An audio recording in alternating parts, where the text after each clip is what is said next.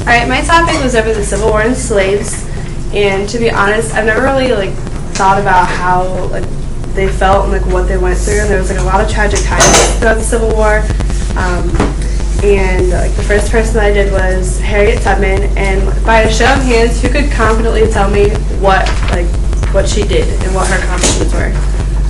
Alright, one out of the classroom. That's not a big percentage.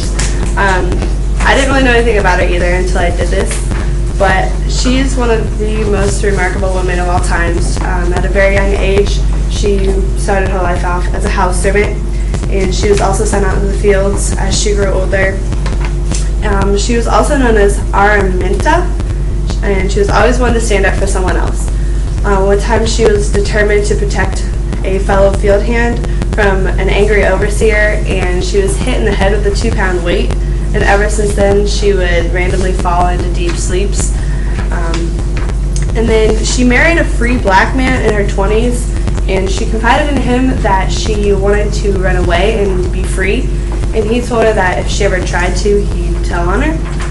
But one night she went into his cabin to try to get him to go north with her, and he'd basically taken to another wife. So then she heard rumors that she and her 3 other brothers were going to be sold from the plantation, and so she decided to run away, and she ran until she knew she was finally safe in the north. Yet, you might want to, that was supposed to be at the very beginning when I started, so you might want to click the next one.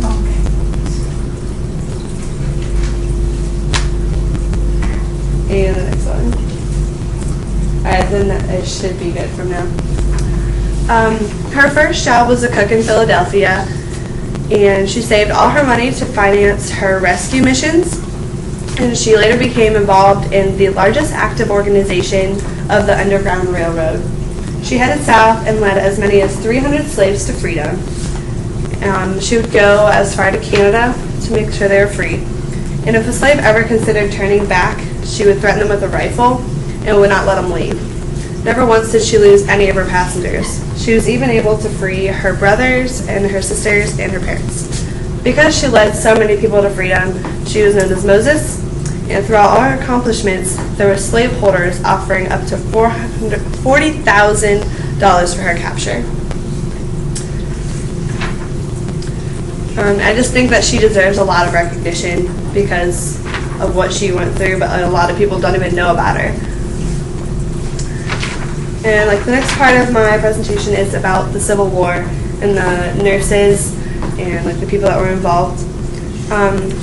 There were a lot of people, the soldiers. I mean, they were brave and they went through a lot of things for the Civil War, but there were people that went unrecognized, like the nurses.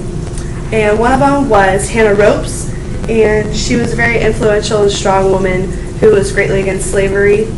She and Louisa May Alcott were 2 women heavily involved with the nursing of the injured American soldiers.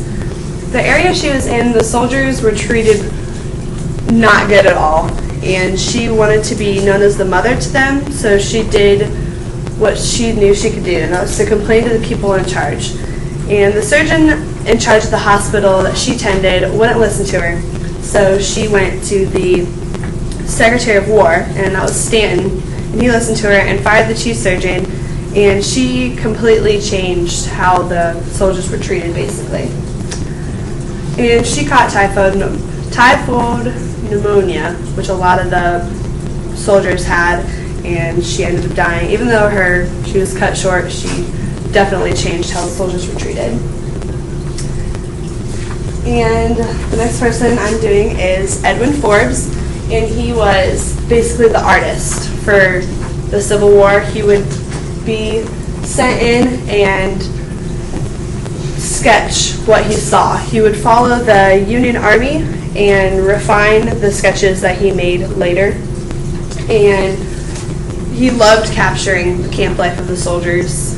The company Leslie's is where he'd send his works in New York to be published.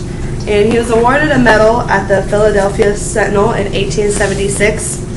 And in 78, he opened a studio in Brooklyn and published a summary of his works in the 30 Years After, an artist's story of the Great War.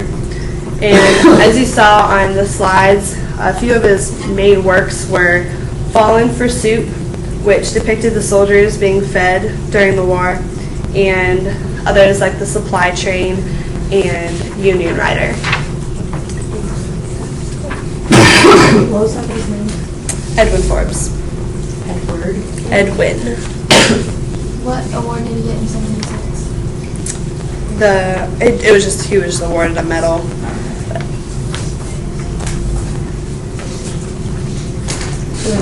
What's